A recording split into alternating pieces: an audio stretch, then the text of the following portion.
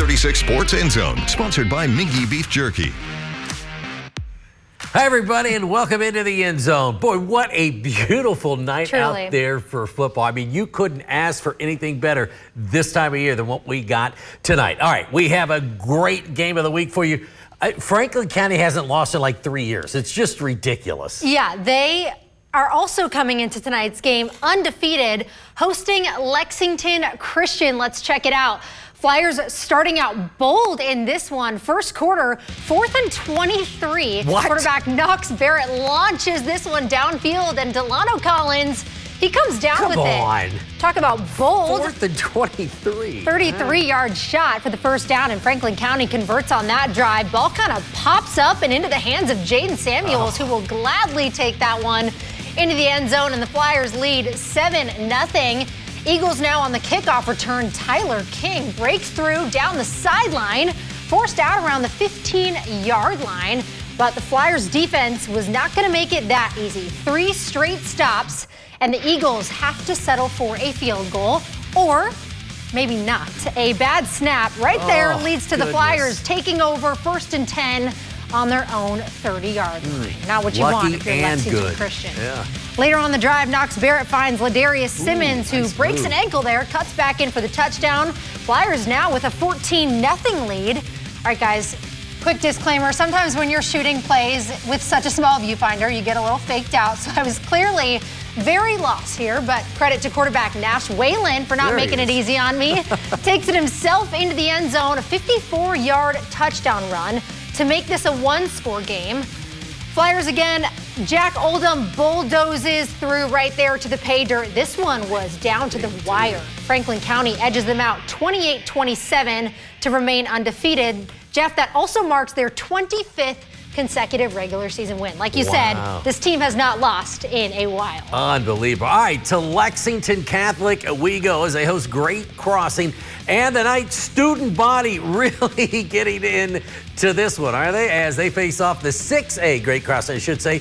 7-6 Warhawks in the second half. Brady Wasik, he's like a Swiss Army knife, does it all. Little pop pass to Ashton Flugner. He takes on the whole defense, rumbles down to the 20-yard line. Then Wasik takes it himself. He gets it all the way down to the 5 here. 2 plays later, guess who? That's right, Brady Wasik again. He dives in for the score. Lexington Catholic gets their first lead of the game, 13-7. Now, Great Crossing advances to the Knights 20, but the Catholic defense was awesome. They sacked Grant Rock not once, but twice, back-to-back plays. Here's the second one that makes it 4th and 36. They had it to 20, all the way back to the 47.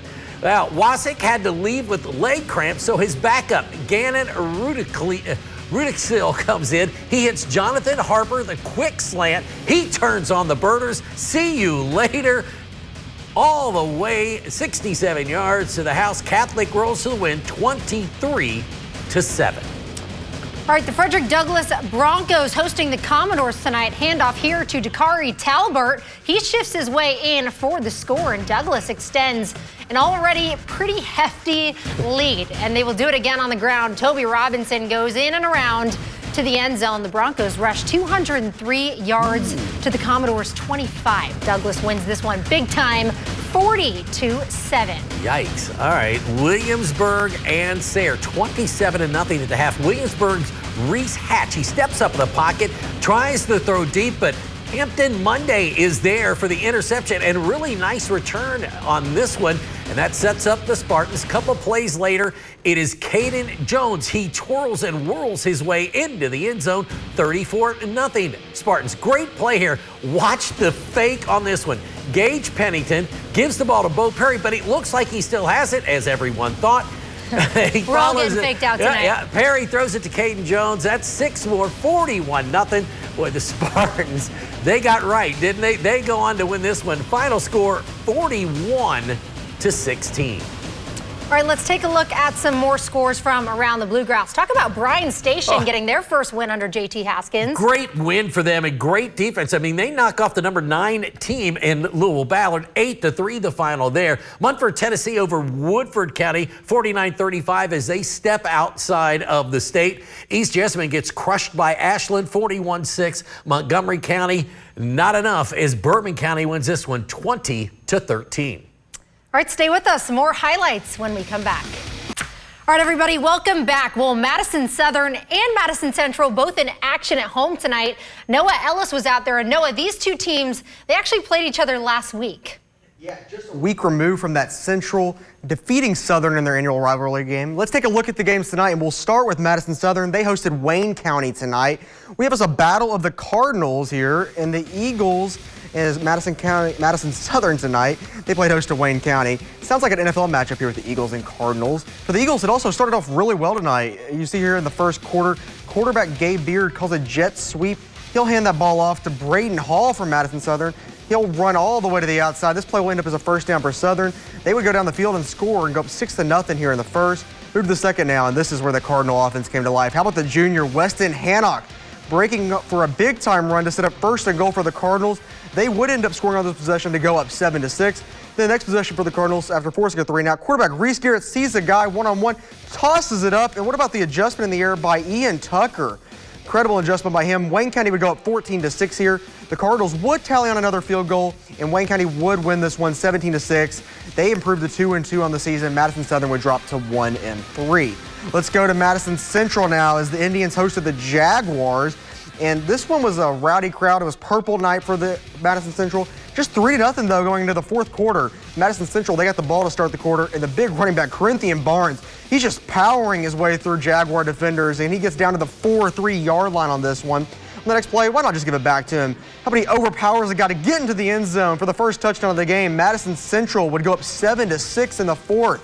But here come the Jaguars. Quarterback Jude McWarther finds his wide receiver Cam Anderson on the screen, makes a man miss, breaks another one, and gets down to the 5-yard line. And how about just one play later, Cooper Robinson goes untouched into the end zone. North Laurel, goes up 9-7 in this one after a blocked extra point. Actually, Madison Central had a chance to win this one. They went all the way down the field, got iced, hooked a field goal wide right, and they fell by 2 points. North Laurel wins 9-7. They go to 2-1. Madison Central, they would fall to 2-2. All right, back to you all. Well, thank you, Noah. Let's get back to Lexington and Henry Clay building a new school and a coach in Philip Hawkins trying to build basically a new program here.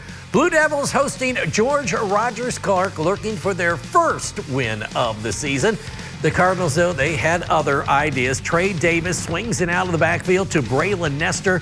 He takes it all the way down inside the 5. Couple plays later, Davis goes off right tackle.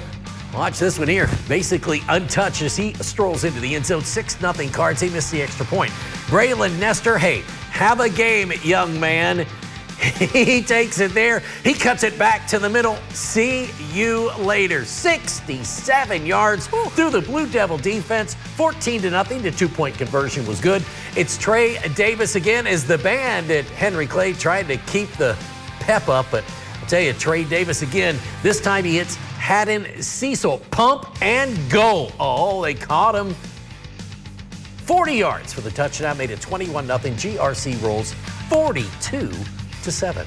All right, and finally, Dunbar hosting West Jess. Bulldogs trailing 28-0 in the third, but here's an interception from Connor Norsworthy, hoping to shift the momentum a little bit, but they would go on to fumble the ball on the next drive. And then the Colts take advantage of it yet again as Bragdon Welch shakes out of a few tackles, stays standing into the end zone. West Jessamine dominates this one, 35-0. Some more scores from around the Bluegrass now. Pulaski County defeating Corbin 35-28. Scott County, speaking of big wins, 56-0 over PRP. They are undefeated now, by the way. Highlands Boyle County in a shootout down there. Boyle County gets the last laugh, 21-20 the final score. Can you believe that one? Blocked the extra point by Highlands to win the game. How about that? Unbelievable. All right, we'll be right back.